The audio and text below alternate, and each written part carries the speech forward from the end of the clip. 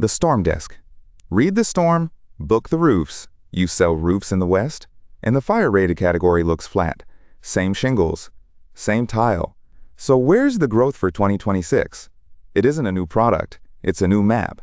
On January 1st, California redrew its fire hazard zones and swept millions of parcels into Class A territory. By the end of this, you'll know what changed, the one Class A trap that fails roofs at plan check, and how to turn a map update into a list of doors. Start with what fire-rated means, because the word is loose. Class A, B, and C describe external fire exposure, a fire from outside dropping burning embers on the roof with wind pushing flame across it.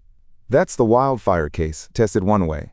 ASTM E108, the standard fire test for roof coverings, or its twin UL 790. Class A is the severe tier, the one that survives a roughly foot-square burning brand.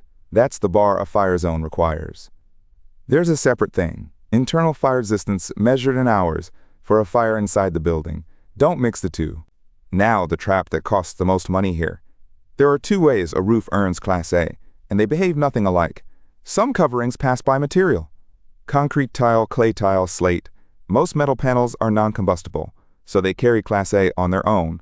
Others pass only by assembly. Asphalt fiberglass shingle is the big one. It earns Class A as a tested system. The shingle, plus a listed underlayment over a code-compliant deck.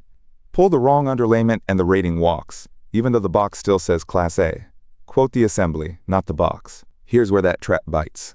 You tear off an old wood-shake roof and find spaced sheathing, a combustible deck with gaps. You lay a Class A shingle over it.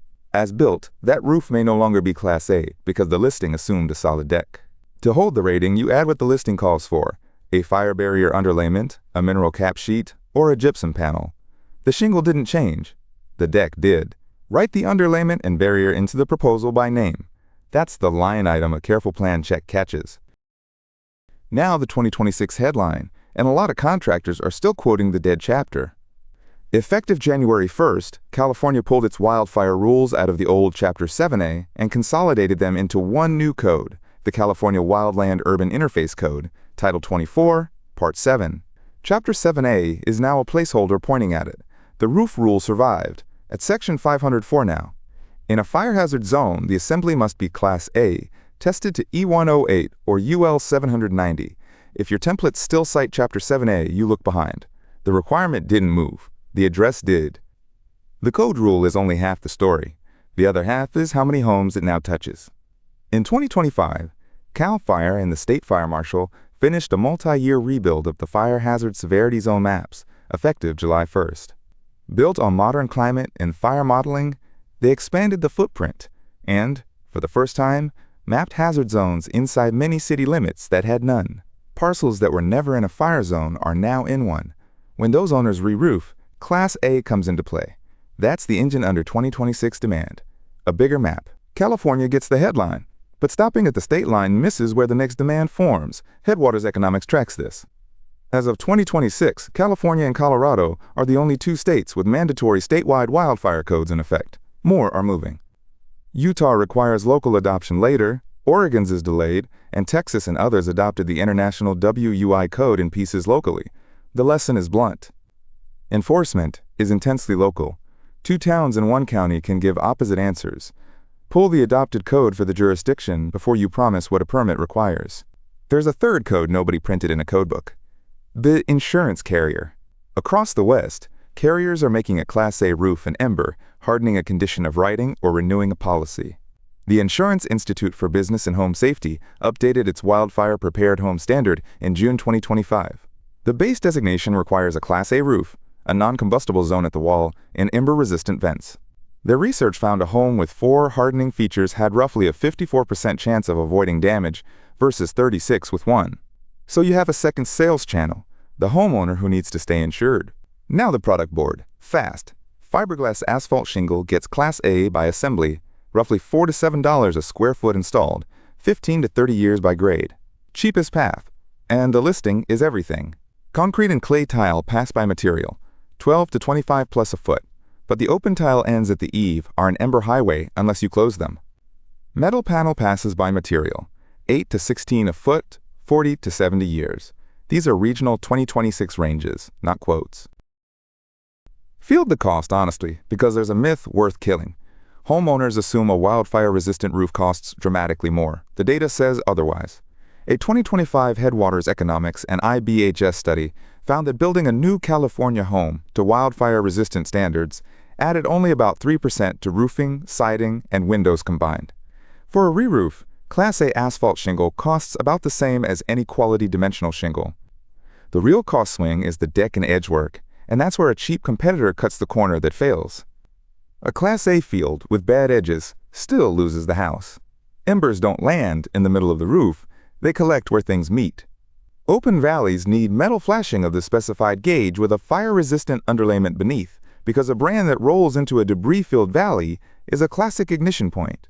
Tile eaves need bird stops, or the open barrel ends become an ember tunnel into the attic. Gutters need a non-combustible guard against the dry needles. Sell the edges with the field. Class A work lives or dies on paper, so document the assembly, don't oversell survival. Two claims in careers here. First, calling a Class A roof fireproof. It isn't. Embers killed most of the homes lost in recent fires, through vents and gutters as often as the roof. Class A is required, full protection needs the whole home hardened. Second, the insurance line. You document conditions and give the homeowner records that support their own claim. You do not handle, negotiate, or guarantee the claim, and you never touch the deductible. The insurer decides coverage. The homeowner owns the claim. Build the closeout packet once and reuse it on every fire zone job. A permit official wants proof. The as-built assembly matches a listing. An insurer wants proof the home is hardened. So the record carries the hazard zone screenshot, the code edition, the covering and its Class A listing, the deck type, the underlayment and any fire barrier by name, and date stamp photos of the deck, valleys, and finished field. End it with a one-page summary the homeowner hands their insurer. You document facts that support their process, not adjusting their claim. Here's where Roof Predict fits, and where it doesn't. A map expansion creates a wave of newly affected homes, and you don't want to knock all of them. Roof Predict pairs an estimated roof age range with property data, so you can see which homes are genuinely due, skip the brand new roofs, and start where a code or insurance trigger is most likely. It does not inspect the roof, certify a fire rating, or decide coverage. Roof age is a range for planning, not an exact date. The list points the route. Close the loop. The 2026 story isn't a new shingle, it's a bigger map, spreading codes and carriers making Class A a condition of insurance. Quote the assembly the listing describes, not the box, and add the fire barrier over a combustible deck. Cite the new code, not dead. Chapter 7A. Sell the edges with the field. Document conditions, write the estimate, and let the insurer decide coverage.